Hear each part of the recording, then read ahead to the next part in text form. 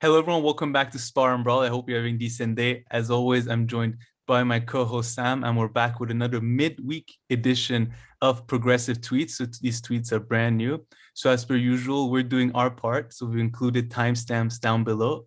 So please make sure to like and, as they say, smash that subscribe button if you've been watching us for a while and haven't subscribed. But okay, with that out of the way, let's get right into it, Sam. Oh, and uh, just a heads up, we will of course be discussing what's her name. I'm not I'm still like don't have her name just stuck in my head. Taylor Lorenz. So we're going to be talking about her. We have some tweets towards the end of this video, but we might not get into too much because we're also going to be posting, maybe it's already up by the time you see this, a watch along of TYT's reaction to this story. They're really loving it, and as always, it's just pure entertainment. So we won't talk about it as much as we're gonna do a full video pretty much on that issue as well, and also talk about the takes from the Rising, Breaking Points, and other ones that we've seen so far. But all right, with that out of the way, Sam, should we get started? Sure, yeah. All righty. So first tweet, Sam, this is breaking news. This is very recent. This has happened. So this happened Wednesday morning in the UK. So Richard Medhurst tweeted, UK court issues order to extradite journalist and WikiLeaks founder Julian Assange to the United States. Order to be sent to Home Secretary Priti Patel. Defense have till May 18th to make submissions. Assange to remain in custody. He can only appeal once Patel has made a decision. So that's the latest we know. This trial is in a way so hard to follow. This makes me a bit hopeful. It made it seem like Assange still has one or two ways of perhaps fighting this extradition. I'm not too sure. Honestly, from like a legal point of view, it's even hard to follow this atrocity. But Well, Priti Patel is one of those. She's trying to be really. She always tries to appear very like tough on security and all those issues. So it's not giving me, yeah, not looking. Yeah. I see. No, I was more saying that at least there seems to be some other steps left until he gets sent to the US, but he can appeal it once more time, it seems, after she made her decision, according to this tweet, yeah, at least. And I was looking around, I was saying similar stuff more or less. So let's see, this is all brand new. By the time we do our progressive world this week, maybe we'll know a little bit more. Moving on to the next one. Now, Sam, this chart I found interesting, and I always like to use Google Trends, and Alan McLeod seems to have made good use of it. Wow, look at that. Interest in Afghan women peaks at exactly the point when the US was withdrawing from Afghanistan and has fallen to almost zero since.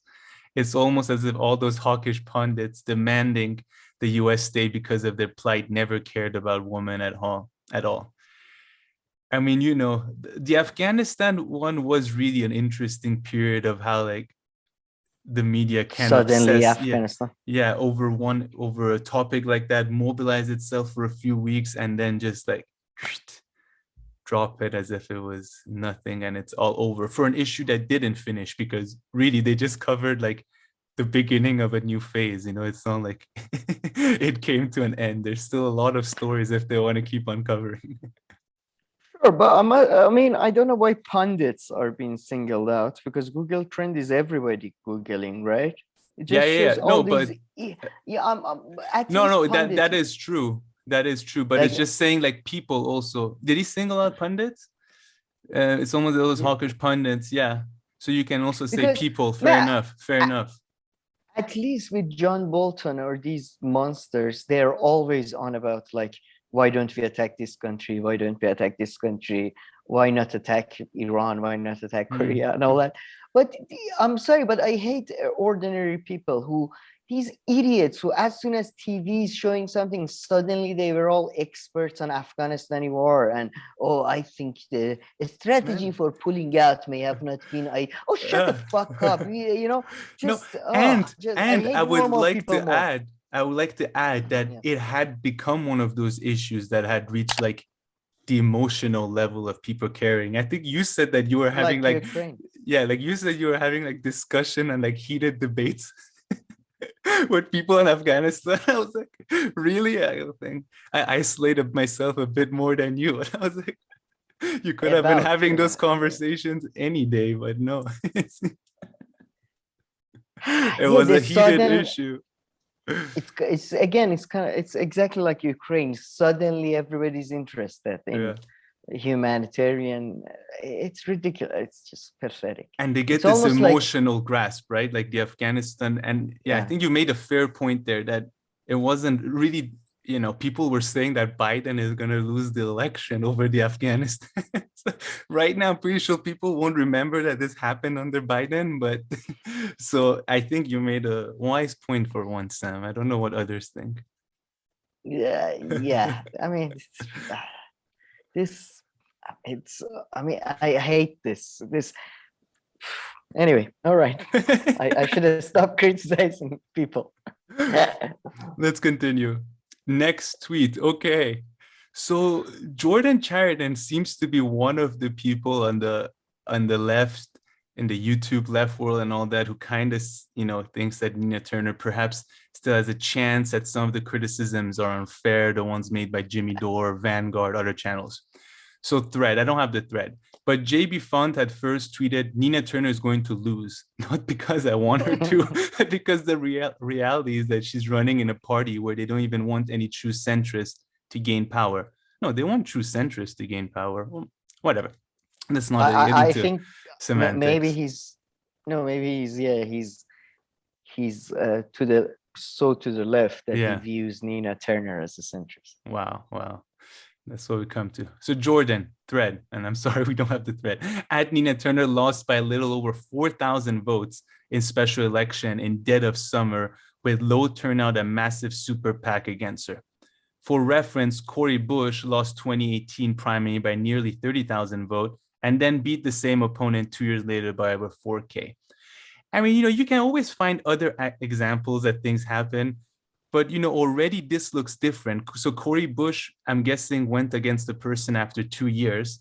So once the person had a full, term, and the turnout, there's no reason in saying that there's more, hope for Nina Turner now, or more. Doesn't seem like it. More excitement over her, and also the super PAC money is also probably going to be there once again, maybe even more. And also people in the progressive caucus don't seem to be supporting her. So I don't know. I see Jordan's point, as much, but I don't know. What do you think? I don't think she's going to lose, I think. But I also saw, maybe we discussed it on Friday, but on the Jordan Chariton channel is that Status Quo. They discussed this, there was like this radio debate or something between Nina Turner and Chantal Brown. Okay. In which she's accused of some wrongdoings while she was I don't know, she was a head of some. Who, Nina Turner or the other person? No, Chantal Brown. Chantal. And she gets really angry, and Chantal Brown is like, no, I didn't do that. But I still don't think, no. I doubt Nina Turner. No. And I mean, we're going to discuss hopefully the Jimmy Dore video as well, maybe on Friday. But yeah, man, I mean, that video is just, it just exactly shows what's wrong with, like, there is a video of her from less than a year ago saying that, when you're in office, you can't really act like the grassroots, and you have to start, right now, if she asks AOC, like, can you endorse me? AOC literally can send her that video and saying, when you're in office, sometimes you have. That's true. Okay. Yeah. So yeah, I don't know. I'm not hopeful for her, but yeah. But we shall see. Okay. Let's keep this going. Matt Taibbi, man, this is hilarious.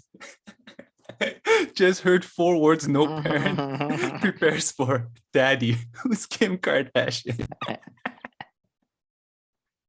Man, this is hilarious. But no, it's not that hard to. A, it's not that hard to explain Kim Kardashian.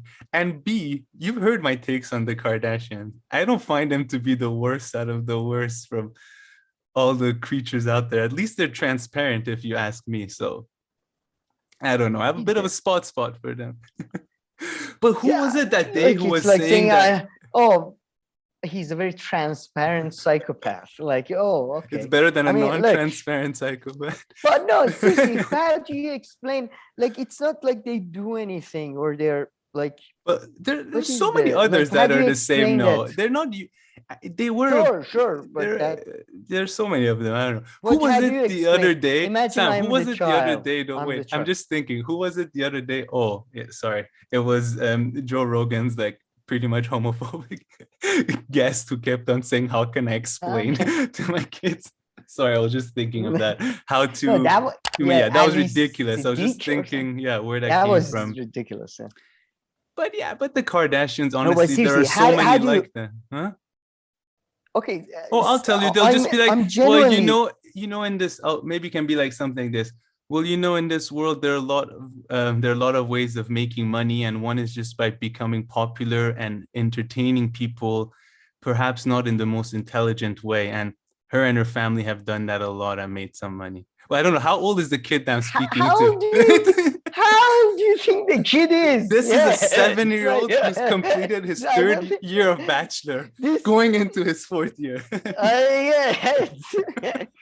As you know, the means of production have been separated from the workers. What? Your explanation raised more questions than in a post-structuralist world. In a post-television world, the culture has diffused into many. What, Daddy? Like, I'm sorry. Yeah, no, it's hard to explain. You're famous for being famous. But you shouldn't have children. I don't think. If you're gonna explain to them, there's a lot you can do. Did you know? I've heard about this. I don't know if it's true, but apparently John Stuart Mill's dad made John Stuart Mill read Plato at the age of 6 in Greek. I don't know if this is true or not, but there's a lot of potential. You know, maybe 6-year-olds are being underestimated.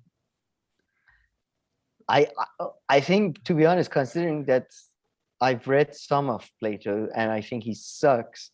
I mean, I think John Stuart Mill, what would have he achieved had he not read that stupid book that influenced him early on? So I remember reading Mozart was forced to play something, piano or violin, when he was like 4 or something. I feel like, we are not getting the most out of our kids. We should sort of, I don't know, bring about a regime that is far more.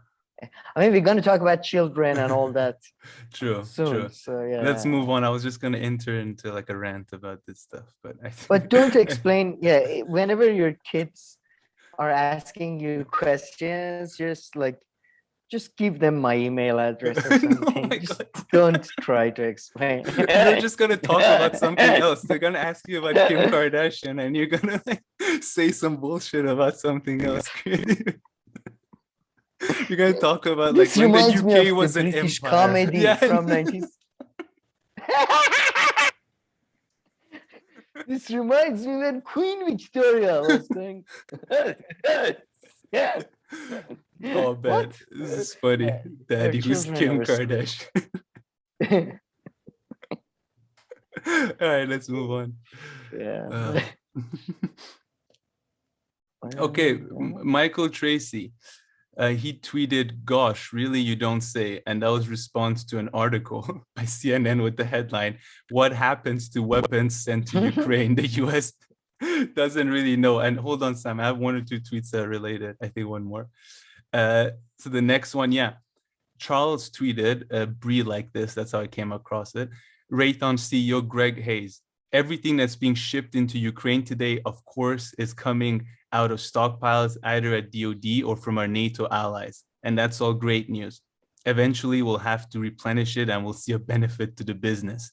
So I kind of did a quick Google, and there's a France 24 article. US defense contractors see longer term benefits from war in Ukraine. And all this, it's not in quotation form in this way, but all of this is pretty much paraphrased in there, which is really, nothing surprising and shocking, but it's just funny when you read it sometimes. And but I think this idea that like they don't know where the weapons go, that's very much like Syria. That's very much by design, because You don't want to leave a paper trail back to yourself from some of the most. So because what do you think is gonna happen with weapons? They're gonna commit. And things change even like in the mainstream world, even for them, you know, like right now, it's not too toxic being associated, not toxic at all, sorry, being associated with any part of the Ukrainian military. But you see in a year and a half, suddenly there's like this one other fraction or one of the ones that we know that even in mainstream media, something has changed and it's become toxic. You know, even in their world, things change a bit sometimes.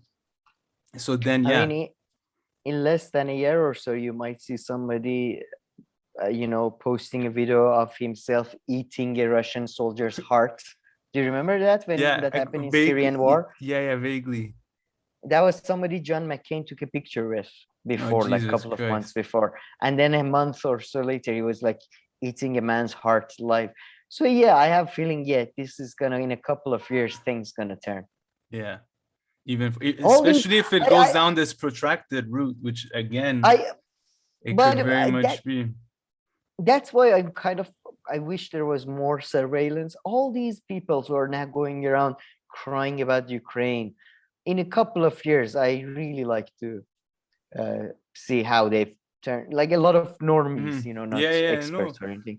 They talk about, they used to talk about Syria. Like, oh, Bashar Assad is a criminal and all that. And then 2 years later. Yeah, or just forgetting about it and just not talking about it. I mean, like I said, all the compassion that Western Europeans and Western European governments have shown towards Ukrainian refugees, I just hope to God that this is, something we can build on and this stays. And, because from what I recall, views towards Eastern Europeans in general, including Ukrainians, were never this rosy, and I'm glad that they are now. So it's good. Yeah. So I just hope it stays this way. And still to this day, by the way, Poland is very welcoming. Not so much UK, Yeah, no, Poland extremely welcoming, it seems. Okay, let's keep on going. Susan Sarandon, our new favorite. I mean, I don't know where she knows about everything. She's the most informed person. So the Innocence Project had written today at 2 p.m. Eastern Time, join call-a-thon in support of Melissa Lucio faces execution on April 27th for a crime that never occurred. So really sorry, I'm really not familiar with this at all. But again, I just wanted to show Susan Sarandon's knowledge. Should she come here as a correspondent, like on the ground, like Susan? You know everything that's going on in the United States. What is the biggest issue to focus on? And a tweet said, "Happening in less than an hour helps save an innocent mother's life." Oh shit! So no, wait, hold on. I got this yesterday. Calm down. You don't. No, but it happens in an hour, so it already finished. Oh, okay, yeah. So something could have come out of it. Okay, should we do a double check? You're right. I feel like you didn't do very basic journalistic follow-ups here. let me do a quick Google and see in case there's anything. Yeah, let's see what happened with her. If she was innocent, I hope she got off. Or at least delayed, whatever. But yeah, man, I feel, if anybody is a regular viewer or anything, they know, like, I was the one who was a fan of Susan Sarandon for, like, most of my life since childhood. But then you, like recently, you've become obsessed. I feel like we need to have an intervention or something. Yes. All the articles are from 24 hours ago. So I don't know if it's something where, like, where the result comes in immediately or something. I'm not sure. No, but it was her execution, wasn't it? No. So, it says, join a call-a-thon in support of Melissa Lucio, who faces execution on April 27th. On it's in a week, yeah. So what is the one? Oh, all right. Okay, so, all right. Sorry, who said it's an hour? She said, so listen, hold on. The whatever the hearing what is happening in less? A hearing is happening. A hearing happened last night on the execution. So I guess the hearing could have gone away, that the execution next week could be, canceled. Okay, I think, we established I'm a stupid. Okay, are you still on Wednesday? Can we continue now? I don't know Yes, if I I can got it. continue. Maybe you're stuck on Tuesday or Monday suddenly now. Who am I? What? Which century are we in? What is going? Yeah, no, I got it now. I got the execution is different from the. Yeah. All Yeah. right. Next tweet. This is from a fellow vegan of mine. Ricky Gervais, spot on, man. He's so funny. He's so cruel. If you enjoy seeing an animal terrified or in pain, you are I'm just gonna say the C word. C word. Yeah. I mean, Man, he can be so brutal. yeah. He's great. I mean, Oh yeah. can you imagine? By the way, can you imagine if he was the host of Oscars when? Like, have you seen his Golden Globes and stuff? He's Yeah, I've amazing. seen quite a bit. Yeah. Well, Do you Will think Smith Will would have Smith would have shot slapped him. him? Yeah, but there was a good chance he would have, responded back. Yeah. I don't know. I think so. He's not. I would not. I don't know. Maybe not. Maybe not. I have no idea. But he's the best. I don't think he would have slapped, but his way, like I don't think he would have slapped him back or something. But he But would have responded. Maybe? at the very least, exactly like the jokes that would have followed or what he would have said after. Yeah. Yeah. I agree. I agree. I mean, man, I love his stand-up. I love his shows. He's just all around great person. Just Seems like it. like he's got so much famous and all that, and he never he's got a great YouTube channel, and he's not full of himself at all. Like it's really good. Yeah. Anyways. Glenn Greenwald tweeting about his favorite sport, but I mean, fucking hell. Wimbledon, the world's most prestigious tennis tournament, to bar all Russian players. They originally said they'd ban Russians unless they denounced Putin. Instead, they're banning all Russians, including those who bravely denounced the war. So they're banning people from an individual. I mean, it's like one of the only main big sports where you're not even supporting your country, I mean, I know they have tennis games where you play for your country, but you're playing for yourself, right?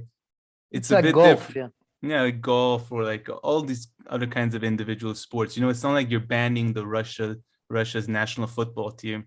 Even that, not that it's justifiable, but. And again, I'm one of those annoying people who always says everything is political.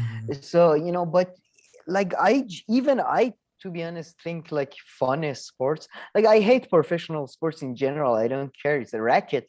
But like, this is like somewhere of the few things like arts, this type of thing people can have fun in.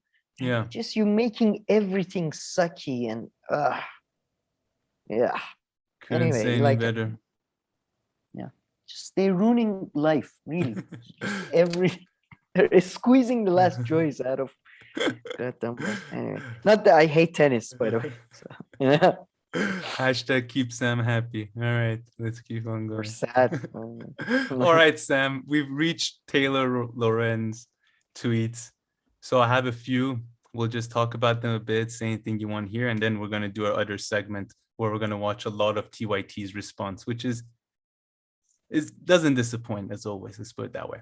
So Saagar tweeted, Taylor Lorenz rise is a proxy for death of US media credibility.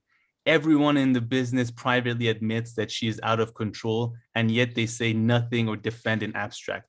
They are cowards, and their inability to internally police is why they have no credibility. So we'll come back to this tweet, Sam, but let me just read the next one. And earlier on, sorry, I should have read that one first.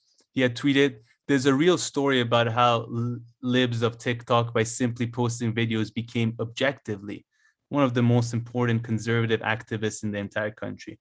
Taylor Lorenz refuses to engage with the actual content and why it resonates and chooses to try and destroy her instead. All right, Sam, maybe for this one, it would be more fun to talk about anything that you don't agree with Saagar. I don't know, is there anything else you would like to say? Yeah, I mean, I'm going to expand on it. Hopefully, but necessarily agree. One of them is like Taylor Lorenz rise, a proxy for death of US media credibility. I don't know about that. I think you could argue her rise is an example of the increasing shallowness of the media. I don't think media had any credibility, to be honest, to begin with. So yeah, but the shallowness and the like her work, in my view, is particularly pathetic. Like even just writing a style. The part that I disagree with, and hopefully in the video we discuss more, is the fact that he in a video in Breaking Point, Saagar also says he believes that Libs of TikTok played a crucial role in the way Florida, like certain legislations have come to effect. The most famous one being the say no gay or something in Florida. I don't know what's the legislation called. I disagree. I just don't think any media platform has any. Yeah. That's more of a chicken and egg sort of like who knows. So, yeah, and I mean, saying that it caused it is a bit too much, you know. There are some correlations because I mean, because both of them, whether it's the politician or that account, they're reacting to, you know, today's society and stuff. So there are different angles that you can go from it. So it makes a lot of sense that they're both, you know, it seems like one is causing the other one, but maybe they're just both reactions and causes to you know, other things and the way society is right now and how issues are perceived and discussed. So yeah, that I don't know too much either. I agree with you, and yeah, and I became objectively one of the most important conservative activists in the I don't know enough about the conservative movement to say anything there. Okay, I doubt it. Let's keep on going. Michael Tracy, has Libs of TikTok fabricated any of the footage she posts? Seems like people in media are just really angry that she's received significant notoriety for posting real clips of insane behavior. Now, this is something that we'll talk more in our video, but yeah, definitely agreed there. Glenn, this is the issue, why this story matters. So next post, Sam, you can see, Taylor Lawrence is not the ultimate problem, writes Red Steez. The problem is news outlets and infotainment companies using their outsized power and vast budgets to harass and dox private citizens they disagree with. I mean, here too, I mean, I'm not saying that the other thing is a real problem, but also this, I'm still thinking about this. And also with the whole private, the word private is being used, I feel, in a slightly different, I don't know, I'm just like, with this story, I'm wrapping my head around how the word private is being used. I mean, even journalists are private citizens. Only people who are not private, based on what I know, are like when you're doing your public servant duty. But yeah, am I being unfair? When they say private citizen, no, when they say private citizen, they mean they are not backed or connected to any organization. So, for example, if usually you, for example, bring about a libel or whatever claim against the reporter, the organization will help them with the legal fees and all that. But a private citizen doesn't have that advantage. But I just yeah, in one way, yeah, that is true. That is one difference. But I mean, you know, private and public have. I mean, yeah, I mean, then you can say that for any professional in any place is then a public figure related to their profession, because here we're relating it to like profession, I feel like private and public, whereas it has to do, you only. No, backing, like if it's a, let's say, even if it's a politician, they have backing of the party or they're connected. But a politician is 100% a public figure. And others can also be like a public figure, but being like a public citizen is just, I feel like, or public servant, that just has to do with working for the government. That's the only ones I saw that way. If not, yeah, you have a public facing job, an outward facing job. So, you know, that's the same thing that people say about, let's say, Hollywood stars. You know, they're like, oh, well, you're in the public and you enjoy all this, so we also take pictures of you. So they're public figures in that way, but they're not like a public citizen or like a public. I think that, yeah, but they mean it here colloquially, as in like what you said with the actors. But not that I care. Like my point is, but even a criminal is a private citizen. So yeah. Anyway, for me, I mean, I think people are just.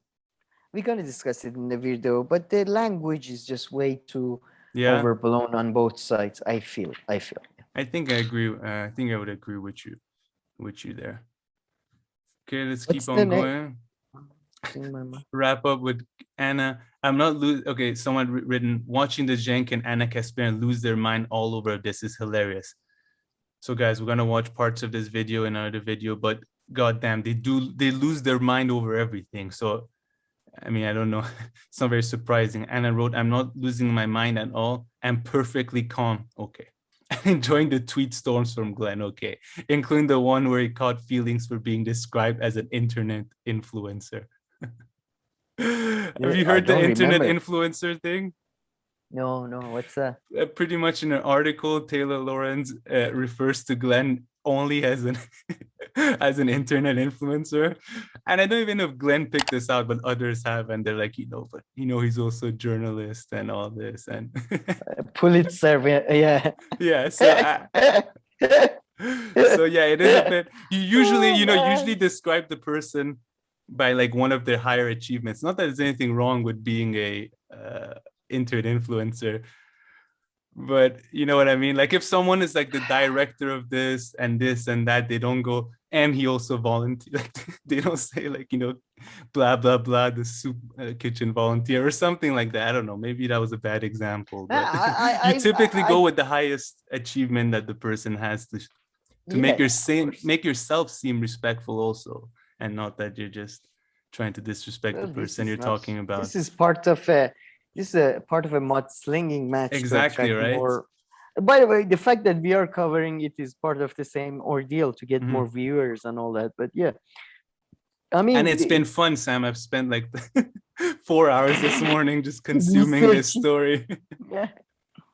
No, I must say though, I used to be so critical of my family members, my grandparents and my great aunts, that you're obsessed with these like little personal issues of like semantic issues and this soap opera between who got married and who didn't get married and who said what about whom and all that. And now I see, no, it seems like it's just, I was very harsh. That's like even at the highest level of politics, in the end you just, aren't you angry? No, I'm not angry, I'm actually very calm. I'm not. Yes. It's ridiculous. It's like fucking shit show, really.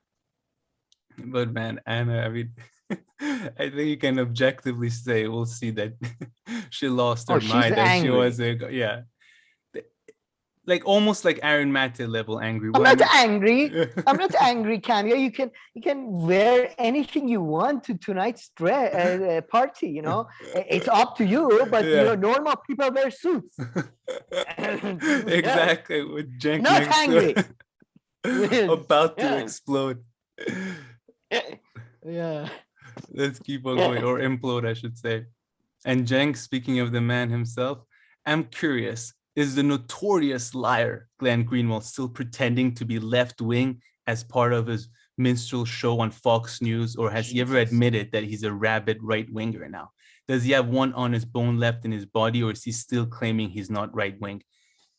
Cenk says Cenk is obsessed even more now, I feel, with like calling people right-wing, and as if right-wing like equals murderer immediately, or I don't know, like calling someone a terrorist.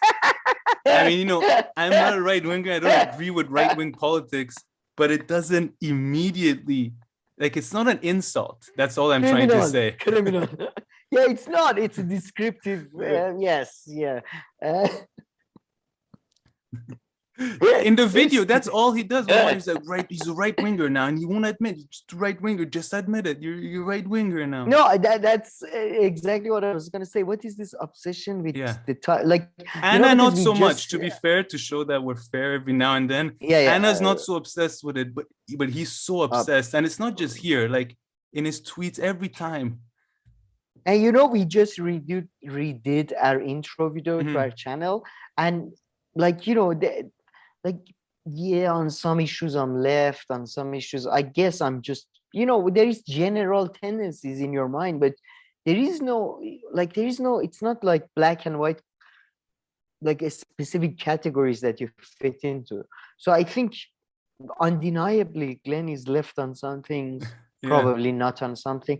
And even if you disagree with him, what does that, okay, what does it make any difference? Like what he calls himself? Just disagree with him. Tell us what is your reasoning for disagreeing.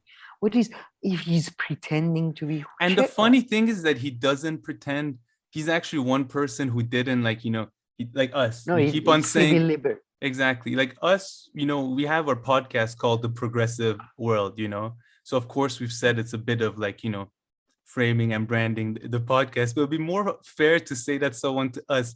Glenn is actually someone who was never like, a left-wing politician or a left-wing activist or, like explicitly left. Yes, his issues did seem like that, but he wouldn't come out and say it so much. So it's kind of funny how it's towards him that he keeps on also saying, well, towards everyone. That's just his main thing.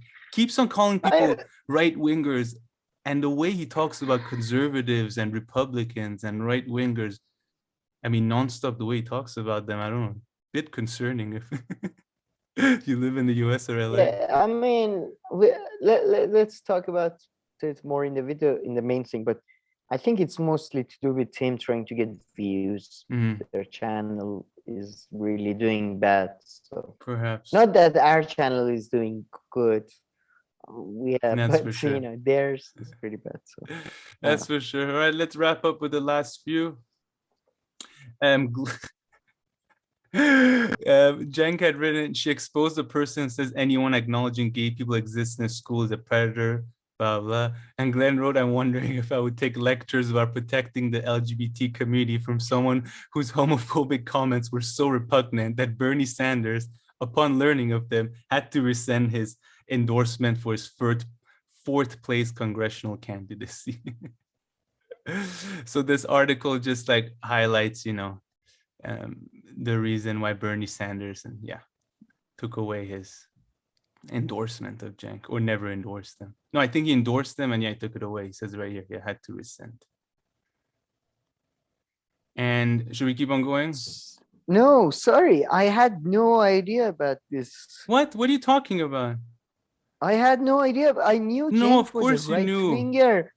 No, I knew he was a right-winger in the fucking university years and wrote some stuff about women and how they want to get fucked or something when they're in Miami or some shit. But sorry, I'm just, what the fuck? No, but you're joking, right? You knew about No, I didn't know about the gay stuff, the repressed homosexuality comments.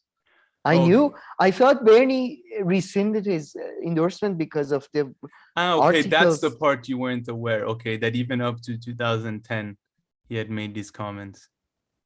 Wow. Yeah, I see. Okay, yeah, no, that I see. Okay, I thought you meant the whole thing.